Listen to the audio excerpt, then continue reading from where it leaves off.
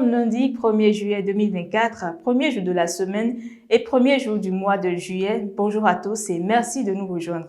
Ce jour, le président Patrice Talon reçoit ses prédécesseurs Nicéphore Soglo et Boni Yayi au palais de la Marina en début d'après-midi. Cette réunion vise à discuter des résolutions de la crise entre le Bénin et le Niger. Cette rencontre intervient suite au récent voyage de Soglo et Yayi au pays du général Tiani, où ils ont mené des discussions diplomatiques. Les candidats au brevet d'études du premier cycle BEPC seront fixés sur le sort cette semaine.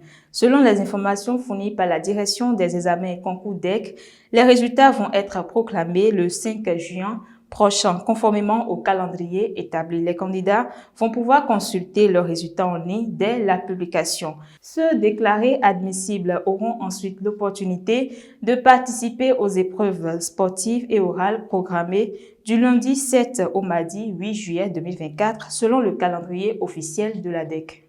Ce vendredi 28 juin 2024, la vice-présidente du Bénin, Mariam Tchabi Talata Zime Yerima, a guidé une délégation de chancellerie d'Afrique francophone et de France à travers la zone industrielle de Glodjigbe. Cet événement s'inscrit dans le cadre de la 11e conférence internationale des grandes chancelleries d'Afrique francophone et de France tenue à Cotonou du 24 au 28 juin 2024. À l'issue de la visite, les chanceliers ont exprimé leur satisfaction et encouragé les responsables à poursuivre leurs efforts. La vice-présidente a rappelé que cette visite visait à montrer les réalisations du nouveau Bénin en pleine construction.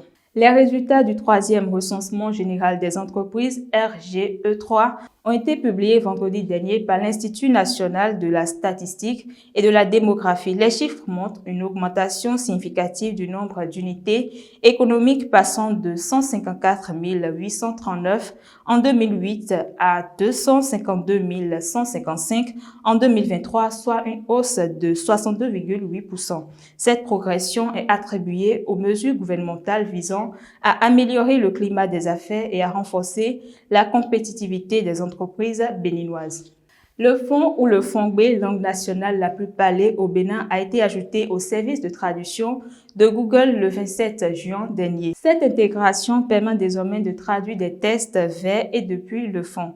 Google Traduction rejoint ainsi les 110 nouvelles langues intégrées. Les nouvelles langues africaines incluent le Wolof du Sénégal, le Baoulé de la Côte d'Ivoire, entre autres. Google continue de collaborer avec des linguistes et des locuteurs natifs pour améliorer son service de traduction et lever les barrières linguistiques pour des millions d'utilisateurs à travers le monde.